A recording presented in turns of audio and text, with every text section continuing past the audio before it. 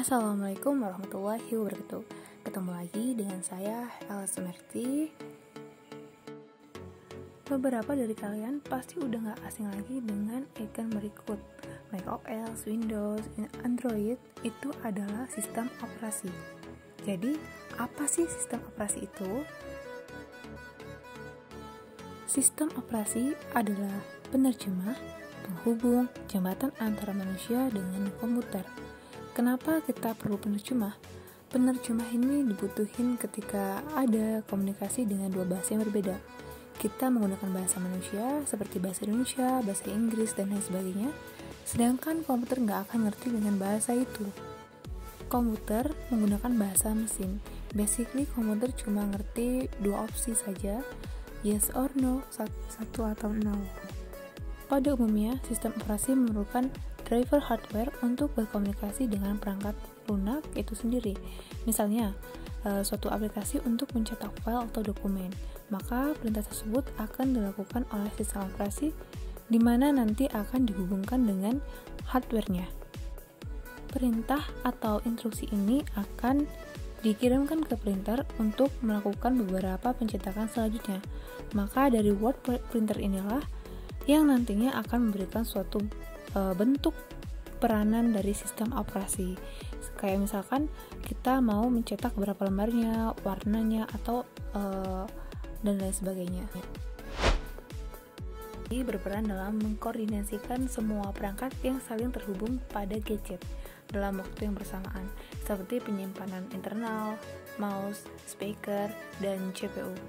Dalam hal ini, sistem operasi berperan sebagai jembatan yang menghubungkan perangkat keras dengan perangkat lunak. Fungsi dasar sistem operasi. Yang pertama, untuk menjalankan operasi dasar. Sistem ini dinilai sebagai komponen vital yang mendasari kerja perangkat lunak atau software lainnya.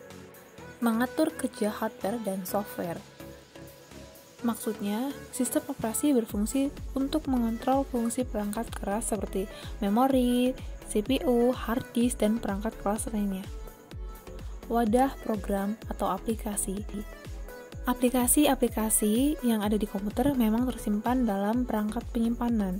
Akan tetapi, sebenarnya aplikasi atau program tersebut berada dalam suatu wadah yang merupakan sistem operasi itu sendiri.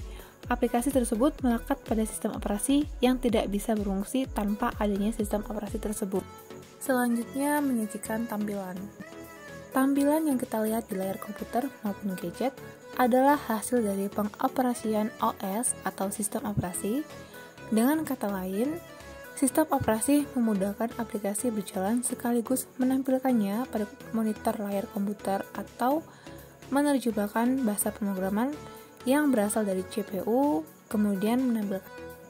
Fungsi selanjutnya yaitu mengkoordinasikan kerja perangkat komputer, mengoptimalkan fungsi perangkat komputer, dan mengawasi dan melindungi jalannya suatu fungsi program.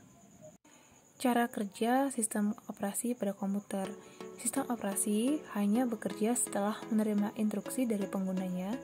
Setelah menerima instruksi, kemudian dikelola atau diubah menjadi informasi yang diterima oleh perangkat lunak atau software yang ada di komputer.